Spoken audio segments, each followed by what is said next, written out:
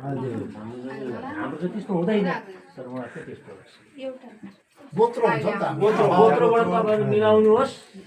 तपाईँले पुलमा चढाउनुहोस् किन भन्दा यता पनि हुँदैन उता पनि हुँदैन लथालिँदै राख्नु हुँदैन हजुर हो ठिकै हो एकजना मान्छेलाई तपाईँहरूले एक्सेप्ट गरिसकेपछि उसको टुङ्गो लगाउनु पर्छ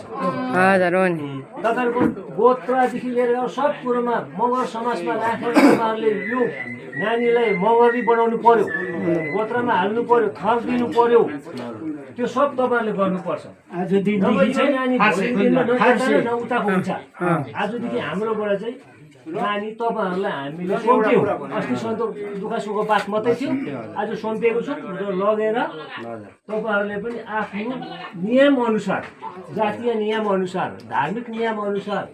के गर्नुपर्छ लगेर चाहिँ अब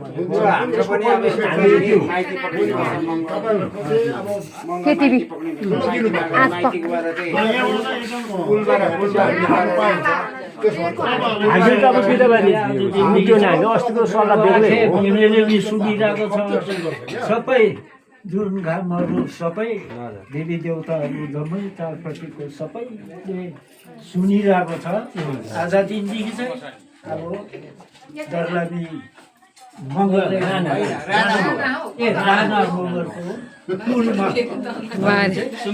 सुम्पिएको छौँ हामीले ल हुन्छ र एउटा कुरा भनौँ भनेको यहाँ भन्नुहोस् जुन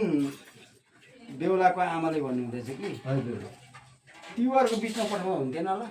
दसैँमा चाहिँ नजिक पर्यो भन्नुहुँदैछ हुन्छ तपाईँहरूले होइन यस्तो गर्नु त्यसको अर्थ चाहिँ के हो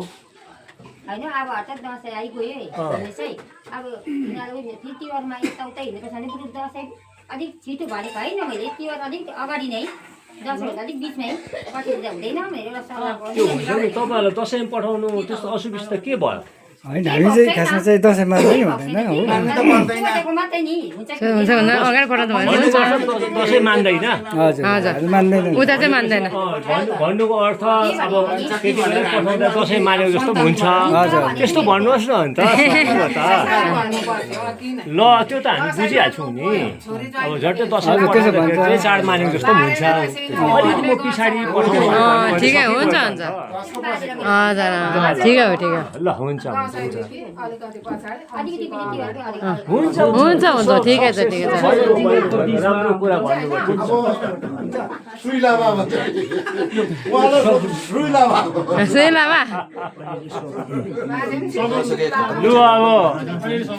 अब तामाङले लामछाङ भन्छ अब मगर कुराबाट त के भन्छ को नि हामी जान्दैन सब सिक्ने बेलै भएको छ हो अब अन्तिम बिदाबारी अब तपाईँहरू अलिअलि बेहुलीको दाजुएर नि जाने बेलाको सगुन ठिकै छ बाहिर घर त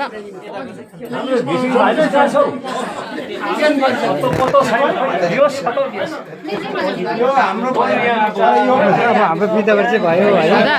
हामी निस्किने गर्छौँ ल ए तपाईँलाई त खिच्नै बिर्सेछु मैले